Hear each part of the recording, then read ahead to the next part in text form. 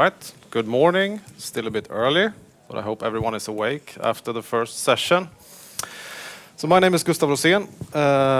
I have been working as an integration architect since 2002 on the vendor side, and I'm the CEO of Integrator Integrations. It's a lot of interesting companies here today. I've talked with some of them. I think this is going to be a presentation that's going to interest you. It relates to Certified Integrator. Integrator has been a company that has been working with integration since 2009.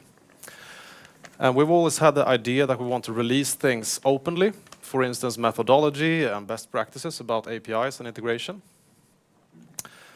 And one of our customers on the West Coast, manufacturing cars, forced us becoming ISO certified. So we've stepped up on processes in the company.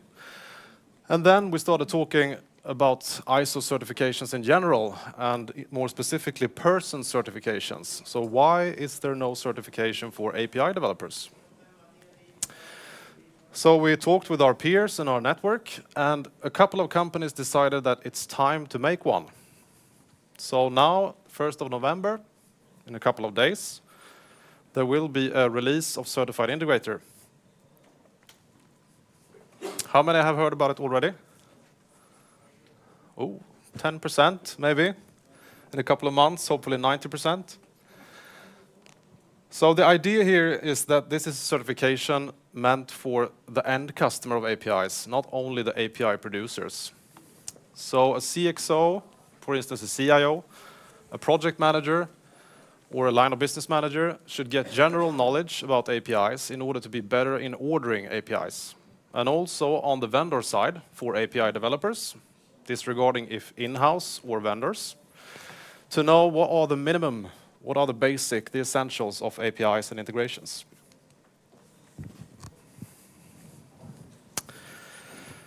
So I have only 18 minutes left to present this. It's going to be fast, and questions will be done after the other sessions. So let's do it. First of all, let's talk a bit about Carl. He's the guy that needs APIs. He's the customer internally, the CIO, and he needs APIs to fulfill business requirements. He has a great job at a fashion company, but he's also a family father living in a house with a basement where he has electricity. He also likes clothing in his private life, so he has a wardrobe with quite a few items. But he has problems. His wardrobe is not that tidy. All items are not okay. In fact, 7 out of 10 items are not used. So he's only using 3 out of 7. It's a lot like me, actually. T-shirts, same shirt always. And in his house, unfortunately, he has contracted non-certified electricians who has done installations that is flickering, lights go out, and they have drawn cables sometimes that is not reusing other parts of installations. And what is even worse, he has the same problem at job. So in a landscape of hundreds, and in his case, up to thousands of integration, he has no overview of the landscape. So he's suspecting that 70% is not documented or is not okay in his integration landscape. And that means that he's buying 7 out of 10 integrations twice, or even 3 times.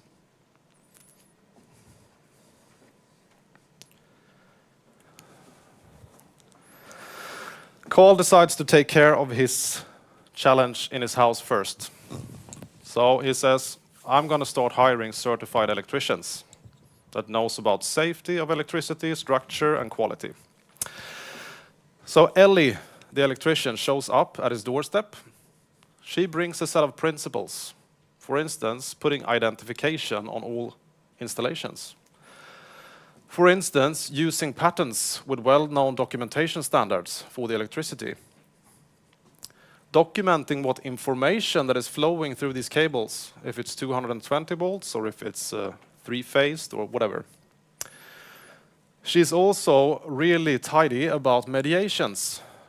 where electricity is transformed in the house between different voltages. She assures that there's fuses, not putting too many light bulbs on the same fuse, so scaling works okay in the house. She minds security, not only personal security, but security for the house. No fires. She works also a lot with reliability. When a flick is switched, light should go on, and it should not go up and down. And when you flick it off, it should go off. She works with operability, down at the fuse box, testing things. She has control in the basement over the electricity installation as a whole. And last but not least, she's future-proofing this by documenting it with versions. So an electrician that comes after her can do an extension of this. Carl is starting to like this. So Ellie sticks around, and she starts talking about architecture, what's outside of the house. She shows Carl the street and all the installations on the street that you can see. So there's one little box every 20 meters, powering 5 houses. At the very end of the street, there's a larger house where all the electricity cables go into. And they take a walk, and they even follow the electricity down to the plant where it's powered. And Ellie talks about ownership of this installation, who is governing them, the audience, who can use them. She talks about architecture and reuse, how power cables are drawn not twice but once for installations. She also shows on the lighting post the marketing, the discovery and governance of installations, where to find them. She shows on the different boxes of electricity where to open it and what can be found in those boxes. Last but not least, she shows the landscape documentation of the electricity. So the housing problems seems to have been removed for Carl. But then Monday morning arrives and is back at work as a CIO. And he has been at an integration conference, Nordic APIs. Last year and the year before, so 17 and 16, there was a lot talk about ICCs and how there's a disruption now in the integration market, going from central integration, so integration delivery centers, into more catalyst services. So it's more about knowledge distributions from integration centers. Carl knows very well about integrations done in project silos, how he started using best practices within his fashion company for integration. He established an integration platform. He even introduced an API management platform a few years ago. But he started delivering central services with experts. So he feels a bit stuck in the central services model. And people are starting to call him a bottleneck. In fact, it's very hard for Carl to find good API developers and integration experts for his ICC. All the projects that are coming in is starting to entail integration, and he quickly becomes the person to blame for project delays. So he hears about this strategic shift and that his integration expert must be more tutoring. They must learn the other people in the organization about APIs, and so they can become developers themselves of APIs. But often there's no time. There's so many orders to the integration center, so they have to focus on that. So knowledge transfer is pretty low, and central efficiency battle is pretty high. Last but not least, he's starting to get problems with some vendors. That shows up from newly born consultant companies.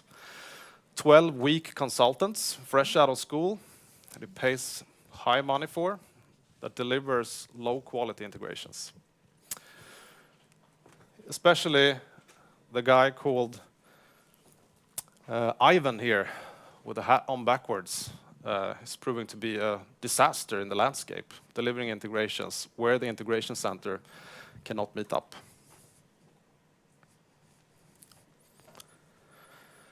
Does this sound familiar to anyone? How many have an integration center in their company or know about integration centers? How many perceive them as bottlenecks? It's exact same hands up again. Lucky for Carl, he has a great colleague called Ingo. Ingo has been at a course only for 1 day to become a certified integrator.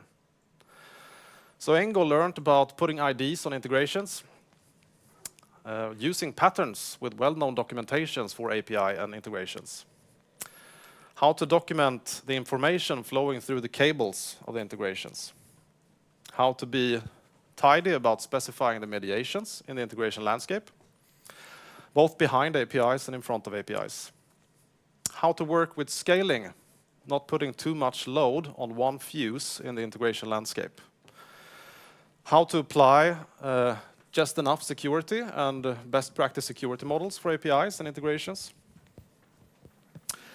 how to work with available, transacted, persisted, and predictable integrations in the reliability area. And of course, to make this operable, not only when there's a problem with APIs and integration, but actually when it's working, scaling it and so on. And last but not least, now we're 3 beers away here in the conversation, they start talking about the future. Okay, what's going to happen next in the company? We will have people coming in from this new supplier. It's important that we apply future proofing, so we need to version our APIs and our integrations in an API lifecycle, for instance. The night is getting longer, so Ingo is also saying that the second half of this certificate is regarding landscapes. The bigger picture of the company and its APIs. It's about ownership and audience. It's about architecture and reuse of integrations. How to find integrations, for instance, in API portals. Marketing APIs as products, and even the messaging integrations, not only the REST APIs. And last but not least, the landscape documentation.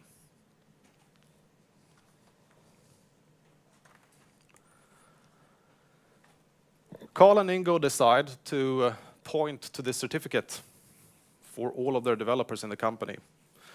So currently, there are roughly 10 people in the ICC, and it's almost 500 developers in the company.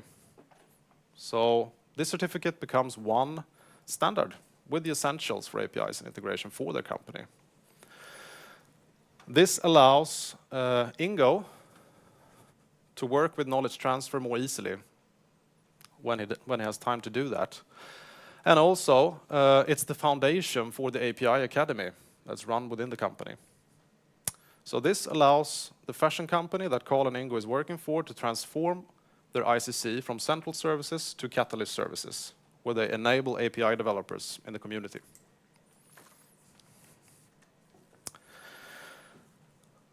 What's even better is that they can work more easily with outsourcing, putting requirements on their vendors that they understand for APIs and integration. And this is no tough techie requirements on this and that standard. It's the 20% that makes 80% of the impact. Again, coming back to identification, patterns, information, and so on. And their vendors, they're getting certified without any cost for Carl and Ingo.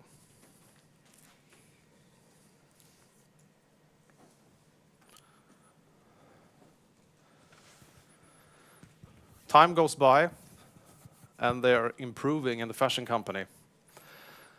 And Carl and Ingo decide to set a new integration standard in place, even a new integration strategy. So previously, they have been working with the blue area, centralized API and integration developers from the ICC. But now they're unleashing 10 or even 100 times more developers that can contribute in their digital transformation by understanding the minimum requirements. So together, in the whole developer community, the ICC and the developers are reducing the number of integrations. So 1 cable per installation, not 2 or 3 unnecessary ones. They start working more and more with standardized APIs, and they achieve a higher degree of reuse, almost reaching 70%. So 1 item where it's used. And the goals that they formulate is pretty simple. Let anyone integrate. clarify the essentials to anyone, unite around the certificate, clarify the big picture, the landscape, by a clear architecture that everyone understands, letting everyone integrate.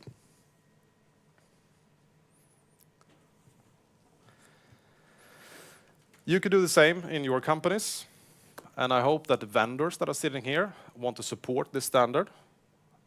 In order for it to become an ISO 17024 standard, there needs to be a group of companies. There's a couple now, but if we could have 10 more, so it would be great. We're also inviting companies from the customer side.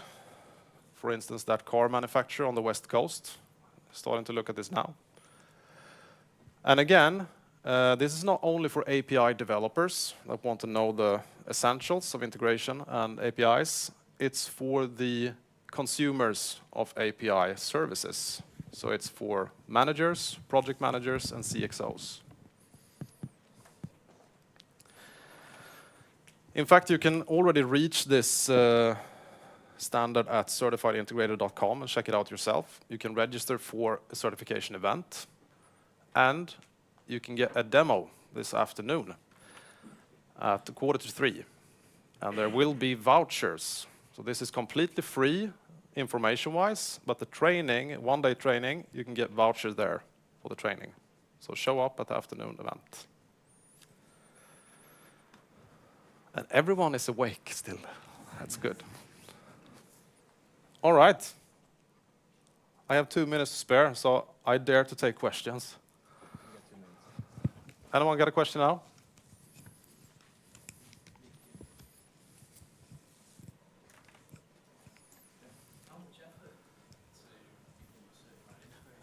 The effort. Had it in mic, sorry.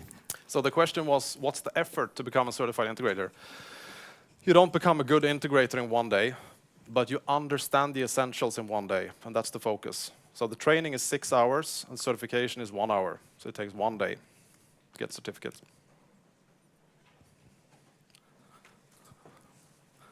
And there's a T-shirt for asking the question for you. There you go. Okay, thank you.